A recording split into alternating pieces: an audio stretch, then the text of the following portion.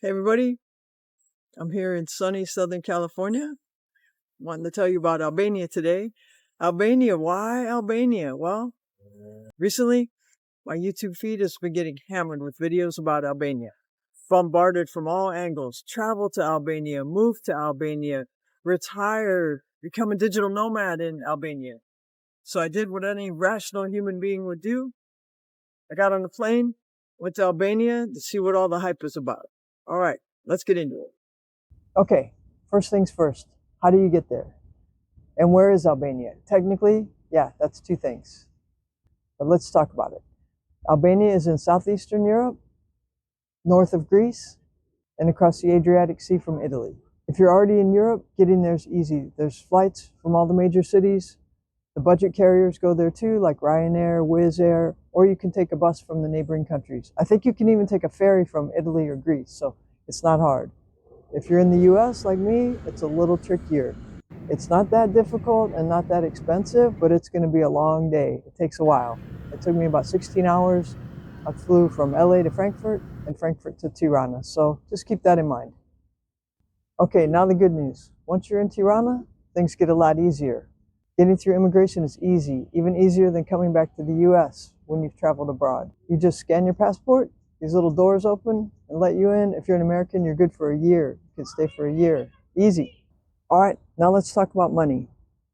When you're in the baggage claim area, there's a little cluster of ATMs. So if you want to take some money out with a card, you can do that there. Otherwise, there's places to exchange cash. Before you leave the airport, just check the rates. They always have the rates printed or on a signboard. So just make sure you know what you're getting before you leave. If you're staying in Tirana, you might not even need that much cash because almost everywhere takes mobile pay or you can tap your credit card.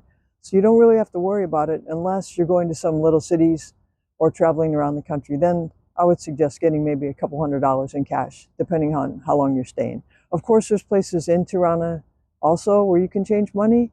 But for me, I kind of like to have some cash right when I leave the airport. I'm old school.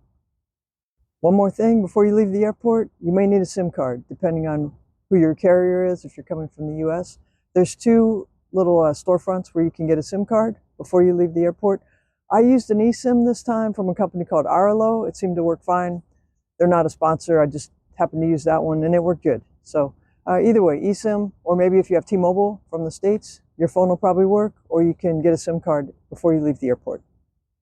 Now, getting into town. If you're staying near the center of Tirana, I recommend taking the airport shuttle bus. They run every hour. They cost €4, which is around $5, and they drop you off right near Skanderbeg Square, which is near the center of town. There are also taxis available, of course, or maybe you can arrange a ride pickup with your hotel, but getting into town is really easy. So those are the basics of getting to Tirana. If you're finding this information useful, please consider liking and subscribing. We really appreciate it, and it really helps the channel. Some of my little helpers today, they're helping me out. What's up, Squirrely? Yeah, you want to be in the shot? Okay, tell us about Albania. Oh no? Okay, it's not that bad. Okay, some places to stay in Tirana. A lot of folks like Airbnbs. That's not really my thing, so I can't really speak to that. I did stay at 2 hotels while I was there, and I would recommend both of them. They're both clean, safe, reasonably priced, in a little bit different areas of town, but the first one was called Freddy's. Freddy's is near Skanderbeg Square. It's an easy walk if you take the airport shuttle, and they have great coffee. Breakfast is included. It's a nice little place, family owned. It's been around for years, and they grind the coffee fresh every morning. So if you're a coffee person, I would say stay at Freddy's. The second hotel is in the trendy Bloku district. There's a lot of bars, restaurants around. It's called Hotel Metro. It's a more modern hotel. I think it's been renovated within the last couple of years. It also has breakfast, and they are really good on the pastries. Coffee's not as good as Freddy's, but they have every kind of pastry you can imagine. Croissants, sweet things, savory things, pies. It's great. Okay, when I got to Tirana, don't judge. I joined a group tour.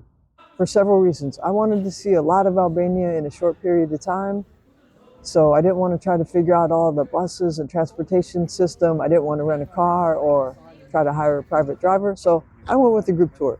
Could it be done solo? Absolutely. I don't see any reason. It might take you a little bit longer, but it would probably be a little bit cheaper. You might have some other adventures along the way, but I went with a group tour. Plus, on a group tour to a non-touristy place like Albania, you're bound to meet some interesting people. Okay, Tirana. So what's Tirana like?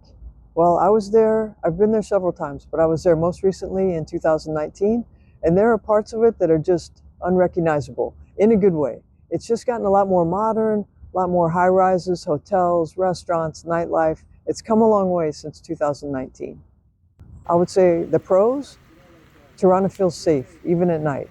It feels safe to walk around or get a taxi or explore on your own.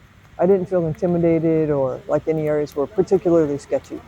Also, there's a lot to do there. It's got a vibrant nightlife scene. It's a very colorful, energetic city. And the prices are reasonable.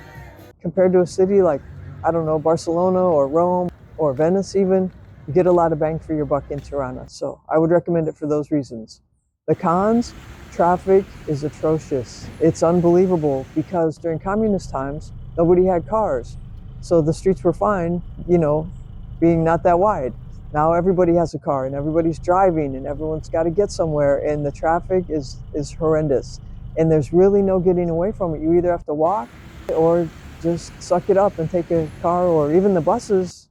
It's cheaper, but you're still stuck in traffic. There's no metro system, no like light rail or anything that would overcome the traffic problem. So unfortunately, that's the deal. Traffic is really bad. Once you get out of Tirana, the highways are fine. It didn't seem to be a problem. But in Tirana city center, it's breathtakingly bad. Okay, so what to do in Tirana? I always recommend, like in my other videos, take the walking tour. Just take a walking tour, get familiar with the history of the place, what some of the important buildings are. It'll give you a chance to ask questions to the tour guide, where to eat, how to get around. I always recommend taking the free walking tour, even if it's not free. Some months of the year they may not offer a free one, but I think the walking tour is well worth it to get acquainted with the city. There's two important places called Bunk Art. There's Bunk Art 1 and Bunk Art 2.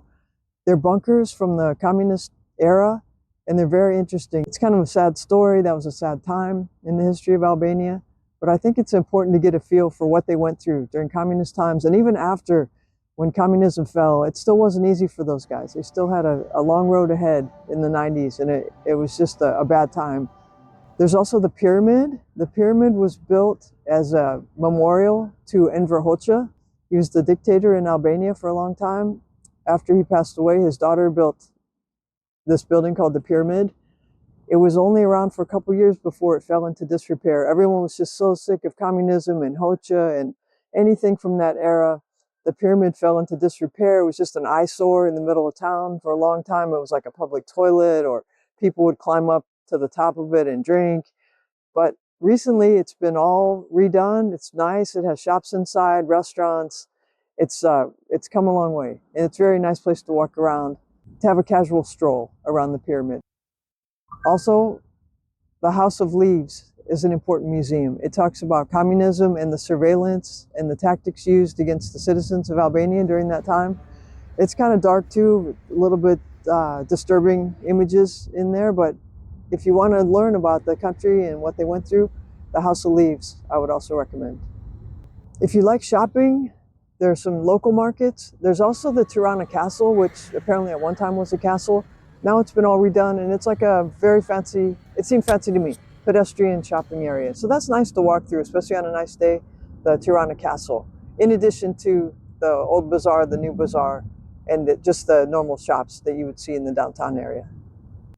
So how long should you spend in Tirana? I think 2 days is good. I think 1 day is not quite enough, but in 2 days I think you can see pretty much all the highlights. Okay, next up for us on the group tour, road trip. We were headed to the city of Shkodra. First, we stopped by a little town called, I'm sure I'm going to butcher this, Fusha Kruje. I hope that's close enough. Fusha Kruje. Anyway, there, our 43rd president, George W. Bush, is revered by the locals. There's a George W. Bush Square. There's a statue of him. A lot of businesses are named in his honor. The George W. Bush Bakery, the George W. Bush Bar. He was the first American president to visit in a long time. So He is revered by the locals, especially in this town. It's an interesting, if you're driving that way, it's an interesting stop. Okay, let's talk Shkodra. Fourth largest city in Albania. It's in the far north, near the border with Macedonia. Population of around 100,000. A lot of people use this city as a base for outdoor activities in the area. It's nice. It's got the only bicycle culture I saw in all of Albania. I mean, I love bicycles, I love riding bikes. In Tirana, no way. But in Shkodra, they actually had some bike lanes. I saw a lot of people riding bikes, so that was refreshing. When we were there, they had a nice Christmas market. The downtown area is pedestrian friendly, really nice. And we stayed in the Hotel Traditsa. It's really nice, it's family owned, it's very rustic. It's got a nice restaurant there where they serve local food and live traditional music. I would say it's fairly touristy by Albanian standards, probably because of people using it as their base for the outdoor activities. But there's a photo museum. The pedestrian area is really nice. It's a nice city to spend a day or two. After Shkodra, the next day of the road trip, we headed to Kukes, which is an even smaller town. Along the way, we stopped and chatted with a colorful local character, Keq Marku.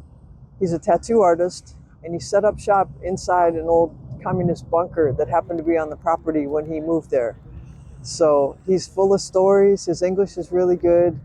He was in prison. He talks about how he learned to tattoo. Definitely worth a stop if you're in the area. As a bonus, our tour guide got a tattoo from him, so we got to see the whole process. It was well worth the visit. Next stop on the road trip was Kukes. I said even smaller than Shkodra. It's about 15,000 people. Not very touristy at all. They were surprised. Even the hotel was surprised to see tourists, especially in December. We were definitely the highlight of the place. The highlight of Kukes was visiting a network of communist tunnels that radiate out from the city center into the countryside. The guy who showed us around grew up on a property where there happened to be an entrance to the tunnels. So he's known about it since he was a little kid. But he showed us around. It was an adventure just getting there. It's in the middle of nowhere. It had been raining. It was muddy. We got stuck. What an ordeal, but well worth it. And inside the tunnels, it's pretty clean because there's not a lot of graffiti. It's kind of in the middle of nowhere, this entrance. There were bats inside. It was really a treat to go out there and see those. We also visited a radio station in Kukes that's been operating continuously since communist times. And it was especially important during the Kosovo War when refugees would come over. The radio station would help them reconnect with their loved ones who had gone missing during the war. The building's very retro. I don't think it's been renovated recently. Some of the equipment they have on displays from the 70s and 80s, so that was a good visit.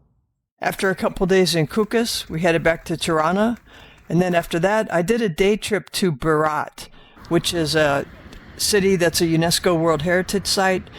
They call it the City of 1,000 Windows. It's very picturesque right along the river.